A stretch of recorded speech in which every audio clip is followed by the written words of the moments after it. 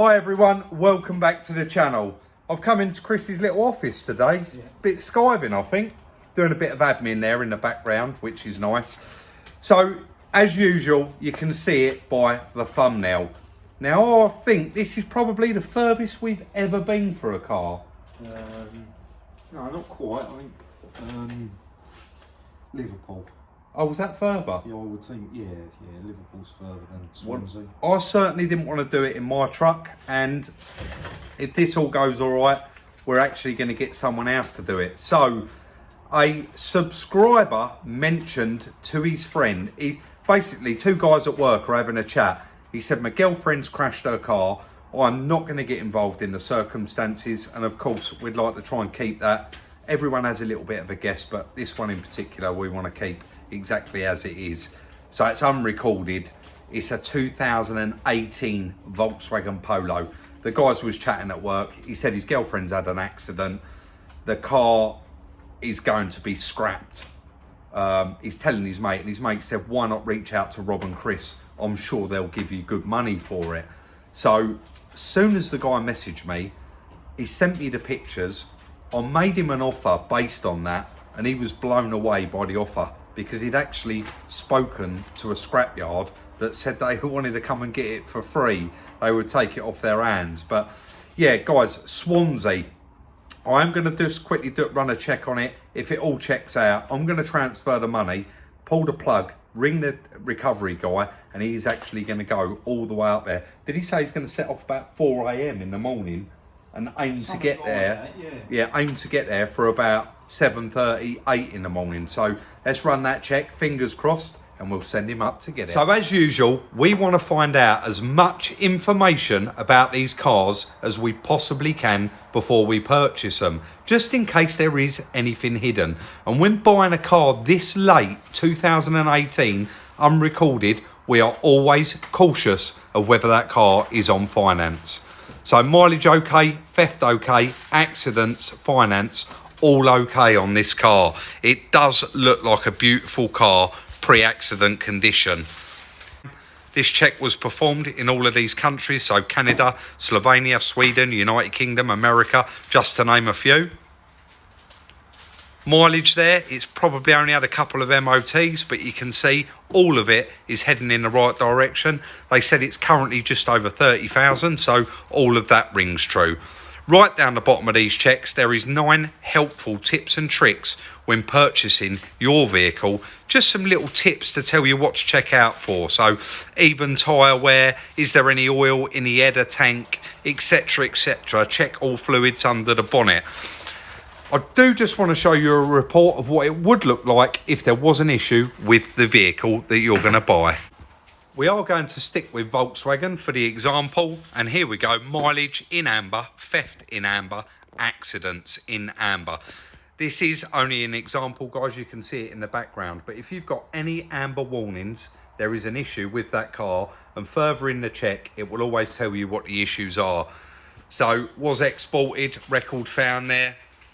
Used as a rental car, yes, in the United Kingdom.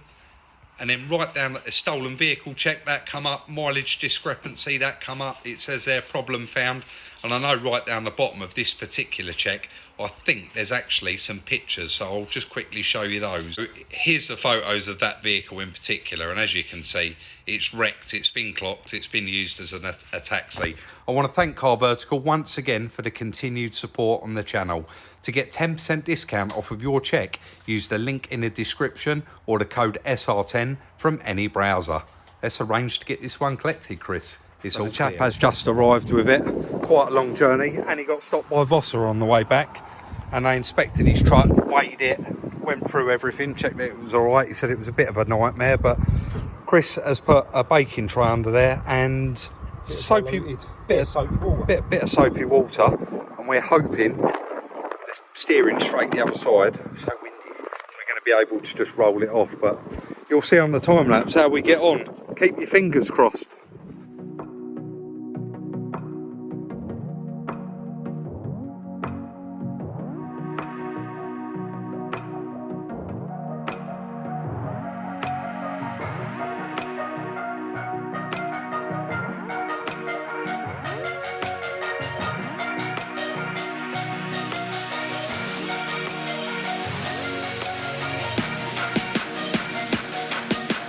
So a very long day there for the delivery guy, but I couldn't be happier with this car.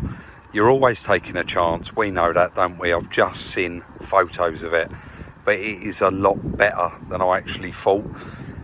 Don't get me wrong, it has had a wallop, so we'll get round to that in a minute, but the car's like brand new. I've sort of got prepared. The bonnet's never been opened. I pulled the bonnet catch, Chris yanked the bonnet up, and we put a jump pack on it. The alarm started screaming, and that was because all of the doors were locked, and I just wanted to unlock the whole car so that I could open the boot and just go through everything. They're all completely original. So getting around this side, again, all very, very nice. But check out the damage, guys. Let's actually start on the inside. That door is catching on that wing, but it's already been opened now, so I'm not going to actually worry about it. Curtain airbag, dash airbag, and steering wheel airbag. And the mileage there, 28,557. So it's only done about 800 miles since it was MOT'd. This is starting to show signs of how hard it is hit, guys. There's a bit of a brake disc there.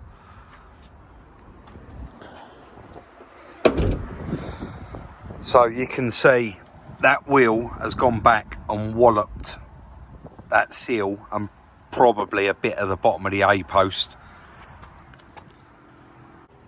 You can actually see that bit of disc missing out of there. There's a disc, and that's where it ends. I've never actually seen that. And then going around the front, you can see it doesn't actually look hard hit. It just looks like all bolt on stuff, because ultimately this bolts on, that front panel bolts on, and if you can see there, it's still holding its water, and the radiators have got a tiny little dent in the top of them. It's actually missed the radiators, which is incredible. It has just moved over that cap there on the chassis leg, but it's down here that's broken engine mount. I mean, we see this time and time again on the alley mounts, and they're designed to brake like that. But I was not expecting to see that bolt down the bottom of there. And obviously Chris has just popped out and had a look, and I said, I wonder where that's from. And he said, I think it's from the mount, but it's actually not, guys. I'm hoping I can just squeeze the camera in there, and what you're looking at right here is actually the subframe has ripped out of its hole in the bottom of the chassis leg there. It was bolted in, it's actually ripped it out and pushed the whole thing back.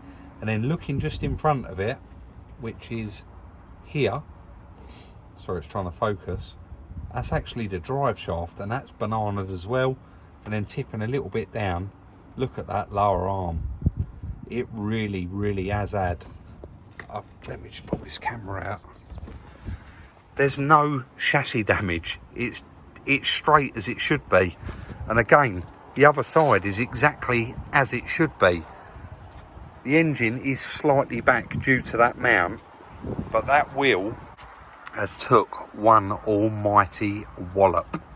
Like really bad. It's completely shattered the wheel. Shattered. That disc's just floating behind there, look. It has smashed it to pieces. So I just said, plan is get it in on the ramp, get it up in the air, and have a look what we need to order to get this one back on its wheels, because we have basically just abandoned it where we got it off the back of that truck. So let's get it in the workshop.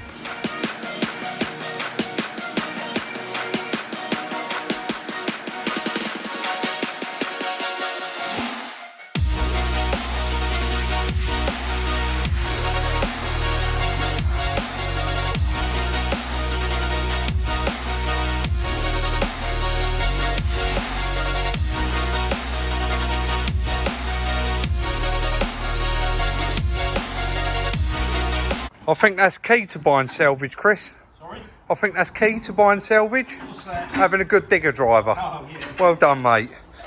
So that was actually a lot less painful than we first thought it was going to be.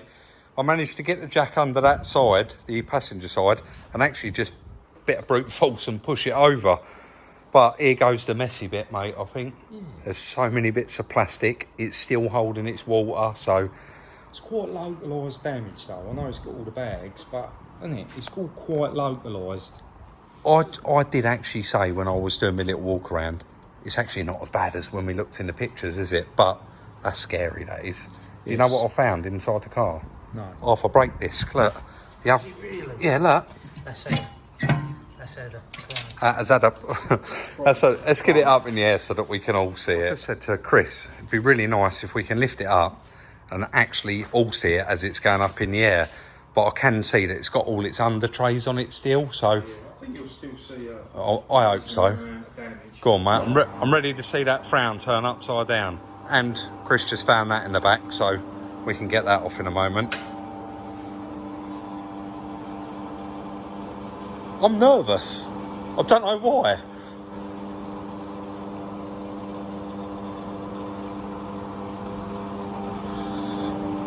It's definitely been a wheel too long. Yeah.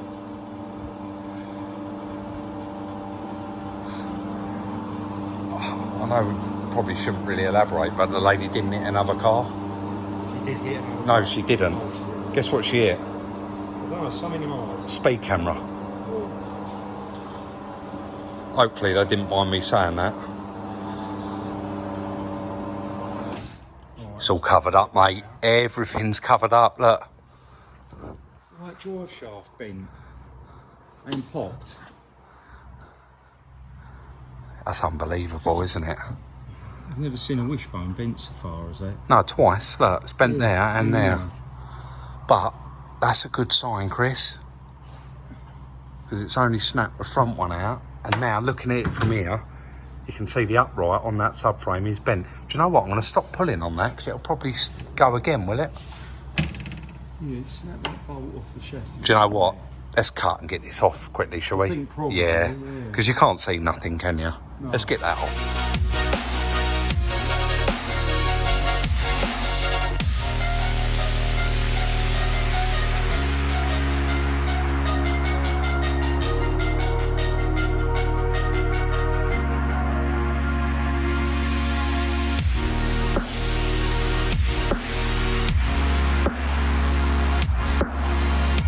All I actually done there was remove the under tray, remove the arch liner the best I could. You'll see I had to prise this wing open a little bit, and then just collect all of the debris that was floating around in here because it was falling all over the floor. It made quite a mess, if I'm honest. I've noticed through there, you've got the old braking box there, the radar, but looks intact.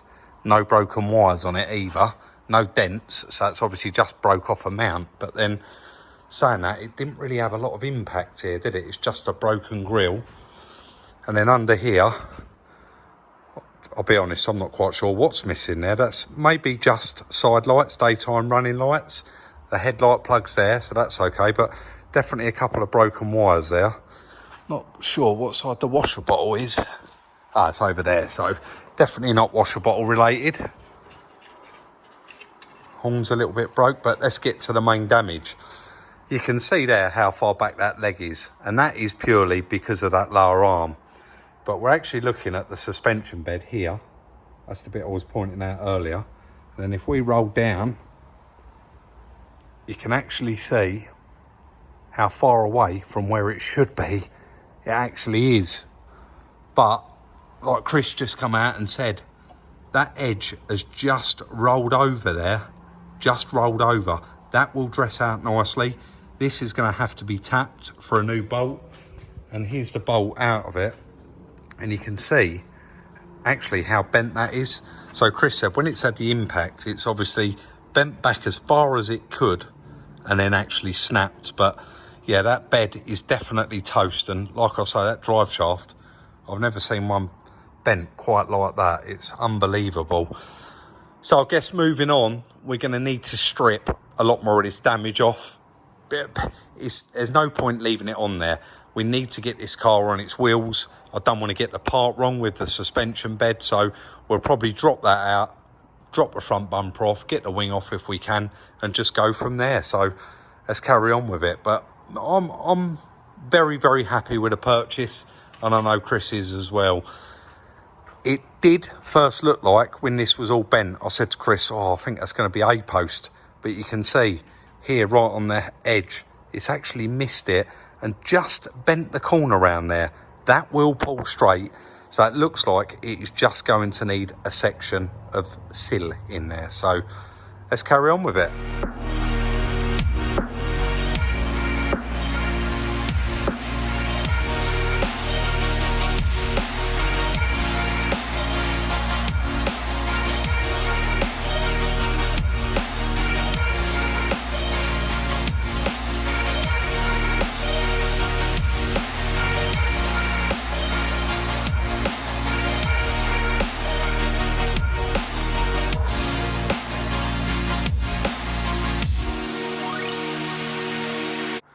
I don't know where the brains of the outfit is, but I seem to be getting plastered in dirt and doing all the work. No, God, I'm just kidding.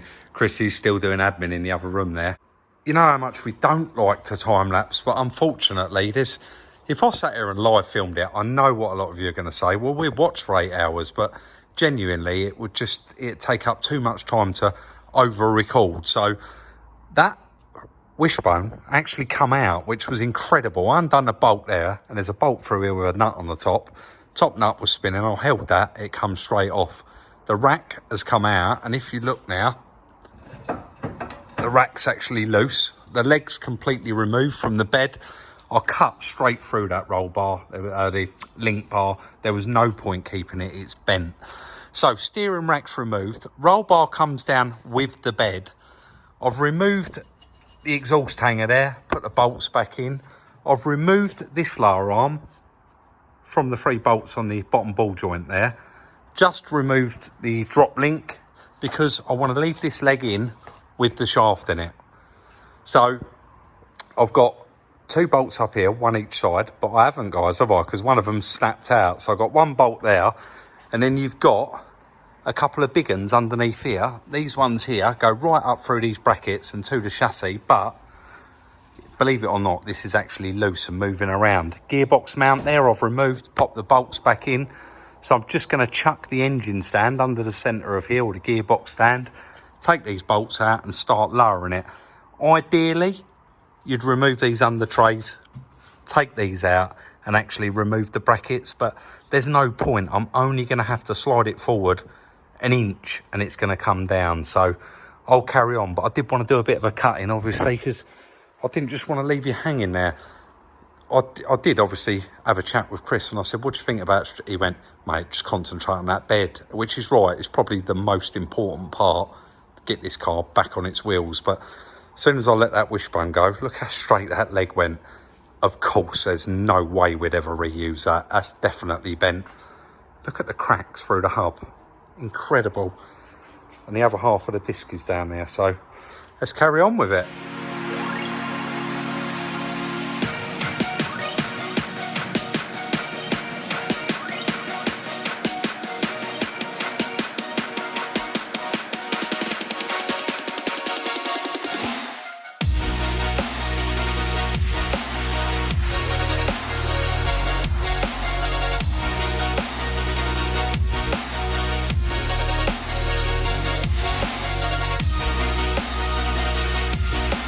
I did get carried away.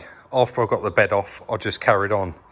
Then Chris has come out to give it an inspection. What are you thinking, mate? Very minimal, really. It is very, very minimal. I mean, that is the end of the seal. the worst bit of it, isn't it? Or rocker panel. That's the end of the rocker panel, Chris, that is. From now on called the rocker panel. Now on, call it the rocker panel, so no one sends me emojis of the large fish, also known as the seal. Carried away, I didn't bother time-lapsing anymore. Like I said, we hate to time-lapse, but sometimes we have to. It really does help. Look at the flitch. Has not got a scratch on it. The door, obviously, first thing you do when you have an accident, you want to get out of the car. When the airbags go off, it fills up with that dust. So, I mean, the rest of it's immaculate. So, and it hasn't even touched it down there. So that's just a small blend there. The bonnet did open nicely, so it hasn't marked the wing the other side. but the bags did do the windscreen. But ultimately, this is what we wanted to see. This is, don't get me wrong, Chris, you got a bit of work down there to tap that bolt out. It really is in there.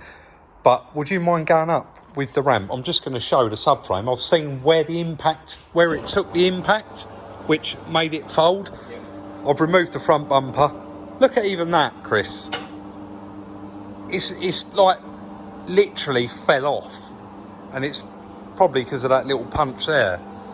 Very, very strange bit of damage, if I'm honest. I think, with the way it's had a whack there in the bonnet, you can see, and it's pushed that wheel back so hard that'll probably do you, mate, for a minute.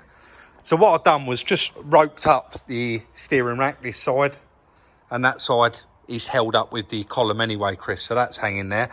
But yeah, mate, Yeah. see it? Yeah.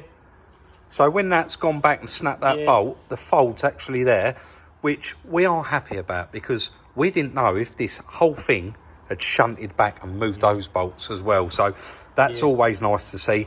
Them creases are obviously, them holes are in there for a reason, and that's obviously worked. It's not a very big subframe, is it? It's absolutely tiny, but because this is the latest shaped car, I wanted to make sure I got the right one.